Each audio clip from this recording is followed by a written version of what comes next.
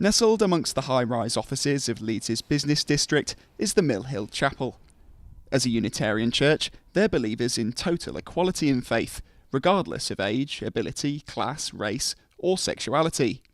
There's been a church on this site in Leeds city centre since the 17th century, but the current building dates back to 1848.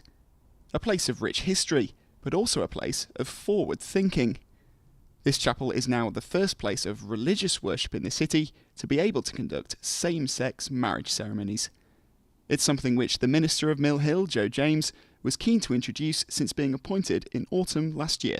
Yeah, well, we're delighted that we've just received the approval we needed for our application to be registered. We had to demonstrate that our congregation is behind that application, which I'm very fortunate that my congregation and committee were wholeheartedly with me on that. And so what is the message which you'd like to give here to the lesbian, gay, bisexual and transgender community in Leeds? Is this a gesture of open arms? Well, exactly. Our denomination has always been a denomination characterised by inclusivity.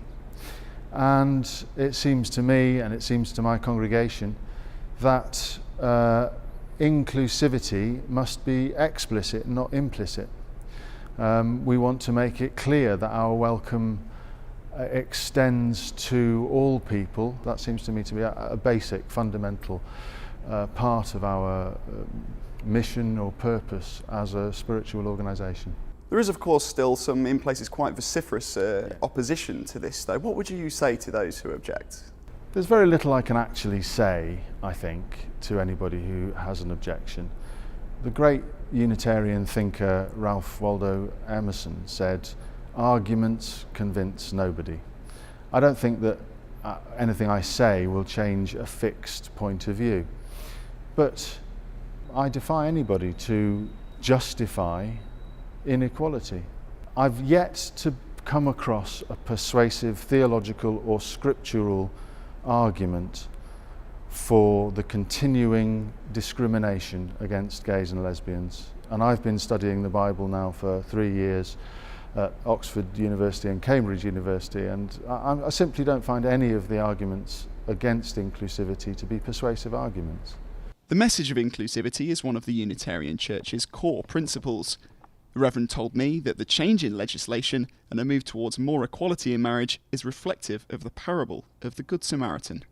The law regarding same-sex marriages was changed a year ago, allowing 4 ceremonies to take place in places of religious worship.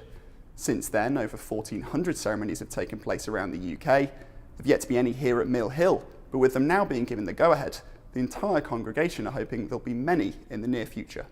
Well, I'm looking forward to finding out whether anybody wishes to get married here and take advantage of the change in legislation. It's something that we're very happy to be able to do, to say to gays and lesbians that their relationship is cherished and valued, and that they can come to a place of spiritual resource and to have a wedding ceremony. I mean, it's one of the most beautiful and holy of our rites of passage, and always has been. And so it's wonderful that we're able to extend that welcome to everybody. It's only a matter of time then, it would seem, before Leeds has its first same-sex couple taking their vows at the altar. On the air, I'm Hugh Cresswell.